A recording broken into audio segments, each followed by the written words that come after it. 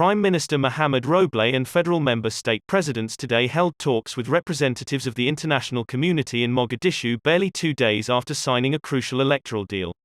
A tweet from the Prime Minister's office noted the two sides discussed the new electoral agreement and the role of the international community in its implementation. The meeting follows the signing of the electoral deal on Thursday, which ended long-running negotiations between the federal government and the federal member states. According to the deal, elections will be held in 60 days starting from the day of the signing. The provision is part of several agreements which include elections security, the conduct of elections for representatives for Somaliland, and the Gedo question, among others.